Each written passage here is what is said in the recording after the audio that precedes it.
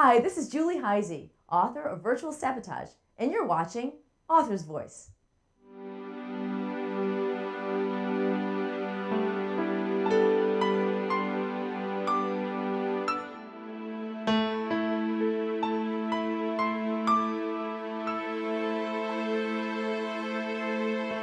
Welcome to Author's Voice, where we are connecting authors to the world. This is Solved, and I'm your host, Libby Hellman. Today we're going to be talking about Virtual Sabotage. It's a new thriller. In fact, it just came out yesterday by Colexia Press. It's $16, and the author is none other than Julie Hyzy, who is a very good friend of ours and of the shows, and her publisher is also a friend. Her name is Jamie Frevoletti, and she runs Colexia. So welcome, Julie. Thank you so much for having me. I'm delighted to be here. I'm glad you're here too. Before we start, a couple of housekeeping chores I need to perform. If you're watching this on Facebook Live or on our website, please use the comments section to submit a question. Include your name and where you're from, and I have my trusty iPad over here, and we can talk about it. So feel free to ask a question or make a comment about it. Most importantly, we will have signed, autographed books of Virtual Sabotage for you. And so you can order a book on the website, on the authorsvoice.net website, and we hope that you will. And we will get that right out to you as soon as we can. Okay, welcome, Julie. Thank you. All right, Thank you. Again. Julie has come full circle. We've got her back. And I say that, you'll understand in a second. Julie started out writing dark suspense mystery, and she has 4 novels that were they a series or were they standalone? 3 of them were part of a series. One was a standalone. Okay. The first book. Okay. was a standalone. Okay. It was a newspaper reporter, or the series was a newspaper reporter, Alex St. James. right. And then you went to Berkeley, where you wrote the White House Chef series. That's right. And there are 9 books in that series, and that was a New York Times best-selling series, and Julie made the list several times. And then she started her own series of the Manor Mysteries with a woman named Grace. I forget her last name. And there are 8 of those. There are 8 of those. And then she said, okay, I'm going dark again. And she did. Yes. And she wrote Virtual Sabotage, and I'm really happy to talk about it because it is a very clever book. Let's talk about it. How did you come up with the idea? First, tell us a little about it, okay, and then how you came up with the idea. Okay, the book is dedicated to Ray Bradbury, who I absolutely adored. And when I was a kid, I read his short story, The Veldt. I don't know if... Yes. Okay. Yes, okay. Of course. So, yeah, oh my God, that was just, that stayed with me forever. Oh, yeah. And the kids, and creepy, and it was dark. It was very dark. It was very dark. So before you read Virtual Sabotage, go read The Veldt. Yes. It's online. Yes. You can find it. It's very, very good. And then I thought, wow, how could that actually possibly be? How could a room transform into reality? And I thought about it, and I was eighth grade, so I didn't think about it too much. And then years later, I was watching Star Trek, and there's Jean-Luc Picard going into the holodeck, and again, this is mind-generated or individual-generated, and it's becoming real, and the safeties are off and all that stuff. And I thought, no, that can't possibly be because everybody has a different mind going into it.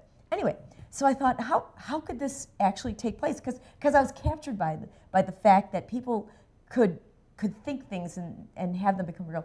And I thought the only way that would actually work is if it was directly implanted into someone's brain. And the computers that our brains could generate things in such a way where we would so believe it that we would physically react to it. So, and that would be the danger, that there wouldn't be an actual knife coming at you, but you would so perceive that the knife was coming at you that your body would react as such. Okay, that was one of my questions, Yes. was how that was all going to work. Mm-hmm. Now, Did you check this out with people before you wrote the book? A bit. I had some friends in science fiction authors, and one of them who since is no longer with us, he's like, no, this isn't going to work. But he gave me some pointers on how to help readers make that jump and the suspension of disbelief. So I've schmoozed it a bit. Okay, well, I want to get into that. But so tell us the story. Okay. Ken Award is an envoy. Envoys are lifeguards for the brain.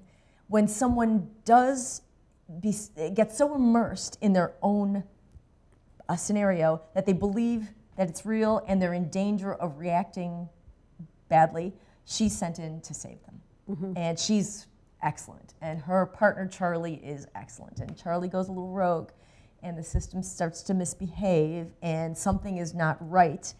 And she needs to find out what's really going on. And that's the setup. It is kind of one thing after another. I mean, you don't even pause for taking a breath. No, not too much. It just really just jumps right out at you. Thank you. It's amazing. Thank you. I remembering scenes in it all more than a typical suspense book, because Thank you. That makes me feel so good.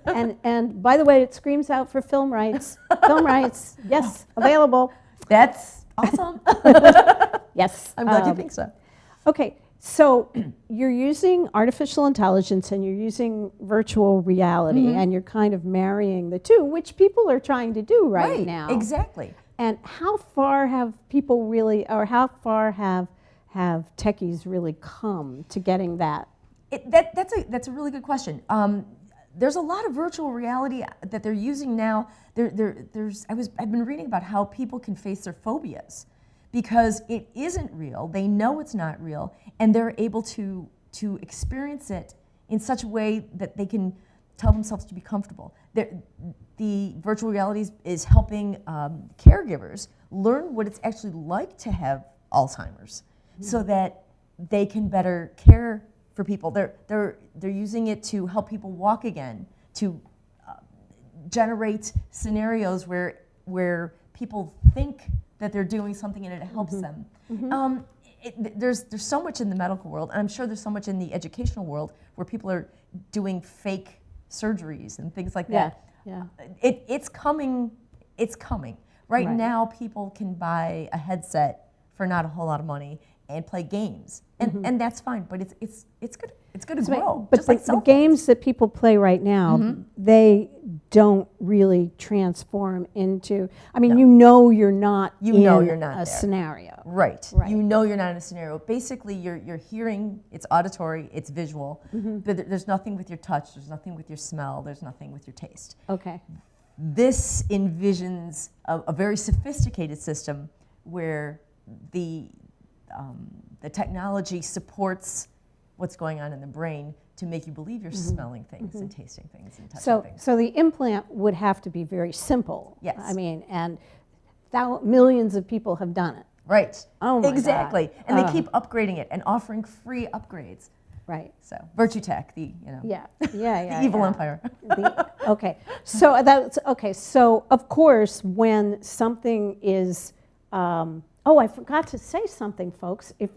If you have questions for Julie, please let us know in the comments, or maybe I did say them, because this is just such a far away type of book, and the plot is so different from the typical mysteries that I read, that I just have a ton of questions. But if you have one or two or three or 10, please go ahead and let us know.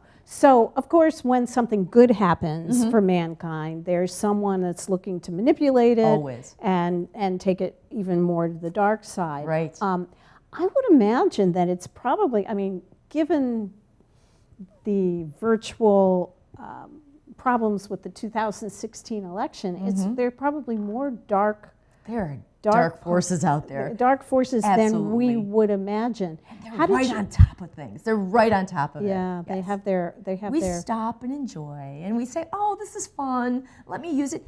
While in the background, somebody is finding a way in that we hadn't thought of. Yeah. And that's exactly what I was. And I wrote it and rewrote it a bunch of times. And what I finally realized is that at some point, what it was about was how much are we willing to give up of ourselves, how much personal information, how much of our personality, how much of our choices are we willing to give up for the benefit of a little convenience or a little entertainment. Entertainment, right. And in this case, it's Right. mostly entertainment. Right. But it's not a whole lot different than the card you use at a grocery store, and they know everything you buy. Exactly. And you're surfing. Ooh, yeah, on and the they internet. know, and so the folks in this book know what kind of scenarios you like, how far you're willing to go, Right. how you react to them. Yeah, it's pretty crazy. It is. And they have a direct line to your brain. Yeah, that's pretty unbelievable. but hey, it's fiction. It's fiction. It's fiction. You're definitely It's fiction. allowed to do that. How did you do your research for the book? I made up a lot. Yeah. I had to Yeah. because we aren't this far yet. Yeah. But I read a lot of science fiction, and I have a lot of friends who write science fiction, and they were helpful. So that was it. But a lot of it was also, it's not the gadgetry as much as how it impacts the people. Sure. And I focused more on that. I did not get into a lot of specifics of how it would work, because it doesn't work yet. Right. And to do that, you invite Yeah. people saying, well, that isn't going to work. Yeah. It's more important what it does to people than how it works. Yeah, of in course. my opinion. Of course. And what, you have a whole stable of characters, and for half the book I didn't know who was whom or who was good and who wasn't good, and I was surprised actually. Good. Yeah, Good. yeah. I'm glad. Yeah, because you didn't reveal it to us until deep into the book, Yes. what exactly was going on. I mean, you stay with it, because you won't know what's going on at the beginning, but do stay with it, because it all becomes very clear. And I hope you'll like it as much as I do. So you had this envoy thing. I mean, did you kind of construct the whole game in your head? What else was... And how could it have been manipulated by other people? I started with Kenna. I started with the basic idea, and I sent her in, and just sort of watched what happened next. And then I rewrote this a bunch of times, because the first time, this is something I always say, the first draft is always me telling myself the story. I didn't know what the story was until it was written. Right. And once it was written, then I understood it, and then I was able to understand how the bad guys come in, and how they're. It took a little bit. This one took extra effort. Yeah. The first ending was absolutely terrible. You want to talk? No. Okay, Oh no, no, I don't no, want to. it was just terrible. It was completely different. Okay. Oh, good. Yeah. All right. Well, because I like the ending. Good. I mean, I like the whole thing. Good. It got better and better as I kept going. Good. I'm so glad to hear that. Yeah. Yeah. So here's one thing I didn't quite understand, and it's what you already said it in the beginning, is how someone could die from a virtual reality situation. I mean, I'm guessing that if they're fearful, they could have a heart attack. Right. Exactly. But is there any other way? I mean, when they had a stab wound or something, how? They didn't actually have a stab wound. Right. But they believed they had a stab wound to the point where their brain took that knowledge of, I've just been stabbed, and convinced the body. Oh my God. And that's how it works. Oh my God. So That's weird. Yes. So it would probably be heart attacks. Yeah. Truly, but it's the physiological reaction. So you also had people that appeared in the scenarios that were not real. Right. Like there was one family, there were family members that showed up, and the person who was actually experiencing it didn't know if it was real or not. How did that work? That had a lot to do with the the new technology that they were trying, that they were experimenting with, and how someone could join another person's. You can join another person's scenario, but it's a hostile thing. In this case, you were able to join one from a distance. It's hard to explain. But what happened is they were able to, because this is the company, they were able to maneuver the parameters. They were able to play with it, and they were able to bring in things that the person recognized that weren't necessarily true, but to him they were true. Right. Right. And when you set up the envoy structure, you knew that there were going to, what qualified Kenna to be an envoy? Oh, she went to envoy school, but it's hard to get in, and you have to pass a bunch of tests, and you have to,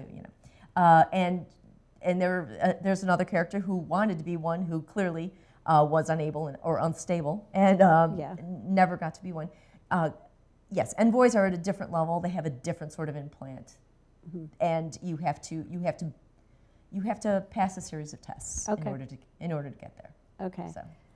Now, what made you decide that you wanted to come back and write more dark suspense than your cozies? I've always wanted to write dark. Always, always, always.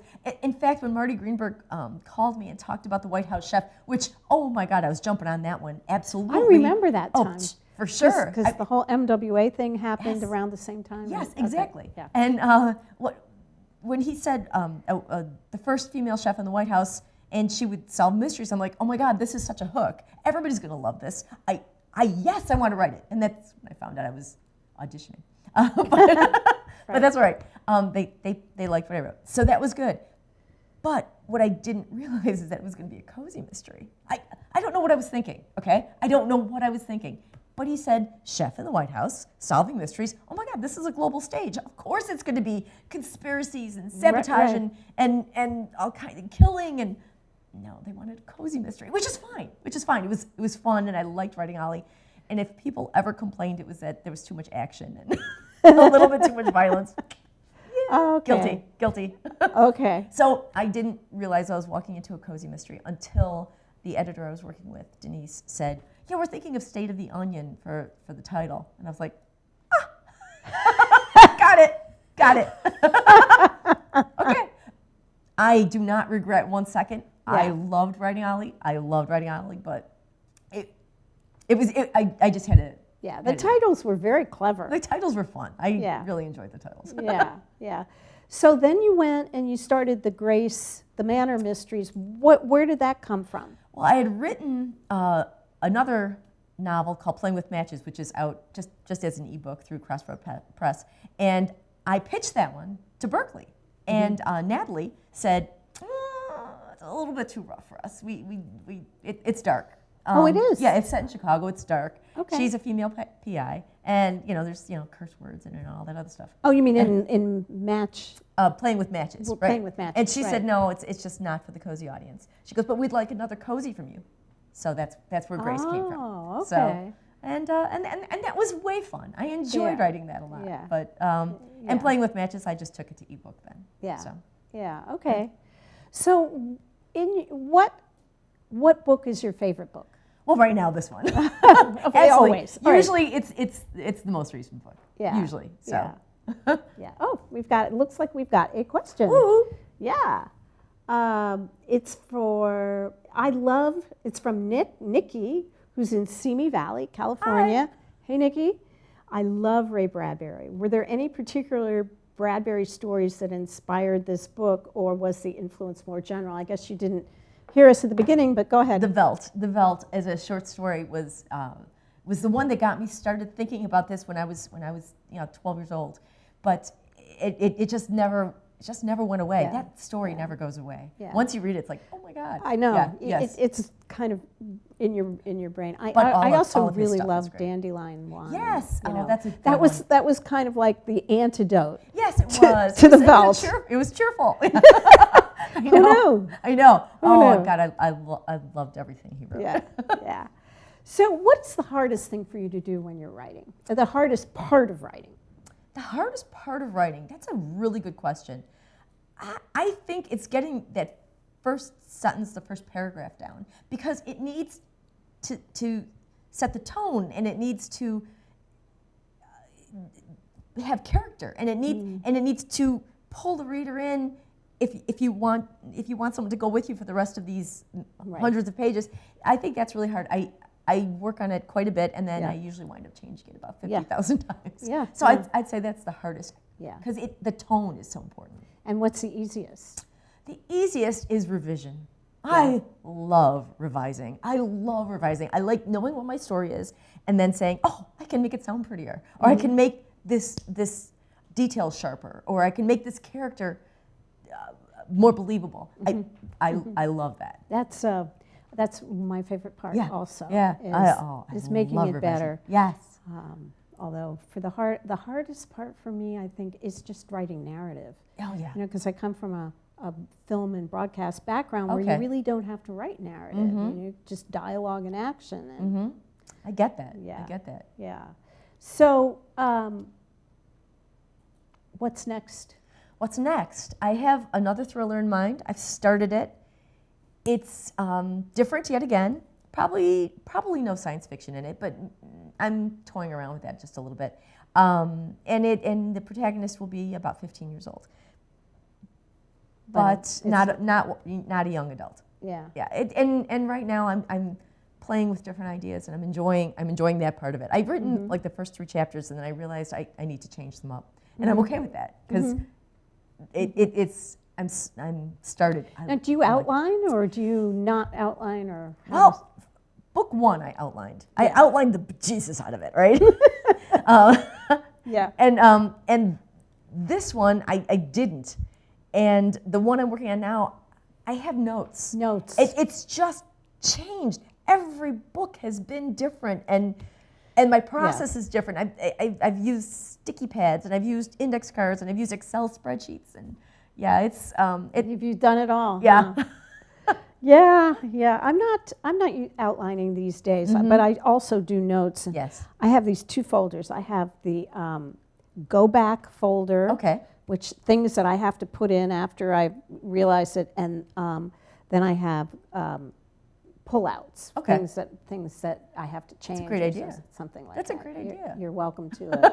I've been using the chapter, you know, and they come up as titles, and if you look at it a certain way, you can have all your titles over here, you know, on the sidebar. Right. And I put what has to happen in each chapter as part of the title. So I have this as you go. Yeah, that's good. So that's been working. That's sometimes. Yeah.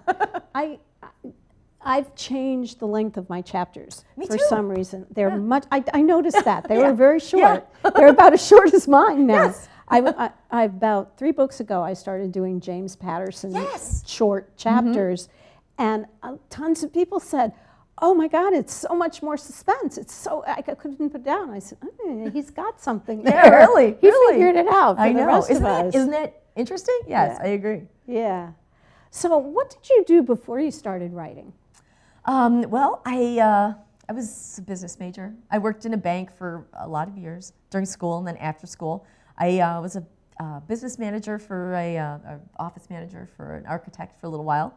Then I stayed home with my kids, and then I I became an investment advisor. Really? Yeah. I really didn't like doing that because the people's lives are on the line, and I feel really responsible. Yeah, I didn't like that. I didn't like that. I passed all the exams and everything was fine, and I was licensed, but I didn't want to stay doing that. When did you know that you really wanted to write? Oh, I was 6. I was probably. My mom saved all my old books. I can't believe it. And in 8th grade, my English teacher, who I have since reconnected with, it's very exciting, Ms. Voylove, she's now Mrs. Siffling. But I call her Donna now. She wrote in my autograph book, because back then autograph books were the thing. I'm expecting a novel out of you someday. Really? Really. She gave me support when I really, really needed it, and it was cool. So yeah. What's been the most, aside from reconnecting with people, What's been the most gratifying part of being a mystery writer or being a thriller writer for you? I really think it's that my girls, I have 3 daughters, I think it's that my 3 girls have said, Mom, we're really proud of you. And that they feel like women can do anything. And they're quite strong in the belief that, no, I'm not going to be silent. I'm not going to be meek and mild. Good for you. Yes. Yeah. I have 3 very strong. Is that why you joined Nasty Woman Press along with me? Yes. That's one of the many reasons. Right. Yes, and I think all 3 of my girls have either a Never Lest She Persisted shirt or something, or Yeah. women's places in the House and the Senate. Right. Yeah. Right. Good for you. Yes. Are you going to write a story for the anthology? You know, We're talking a little bit of Yeah. shop here. Yeah. I should explain that Nasty Women Press was started by Kelly Stanley, who is a mystery author, as a result of her reaction to the 2016 election. And our first anthology is going to be coming out within a year. And we were both asked to write stories for it. Actually, I had volunteered to edit, read, right, and so right, she hasn't asked me to write a story. Oh, you can. I can? Yeah. Okay. Yeah. Okay. I'm inviting you. Okay, thank you. I haven't written a short story in a while. I love writing short stories. Yeah. I love writing them. I do too. Yes. I almost finished mine for her. Okay, good. But it's got some issues. Okay, well, it's supposed to. Yeah. So we'll see what happens. Yes. Okay, so the one thing we haven't covered really is that you were published by Colexia Press, Right. which is run by Jamie Frevoletti, who is a friend of Right, yours right. and mine. In fact, she's been on Author's Voice, and we'd love to have her back whenever she wants to. What was it like being published by another writer and B, a friend? It's great, actually.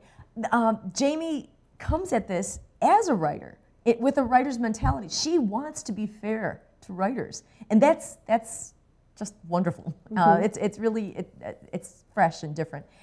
She's also a go-getter. You know Jamie. If you don't know Jamie, you got to know Jamie. She puts her mind to something and she does it wonderfully well. She's a little powerhouse. She's really something.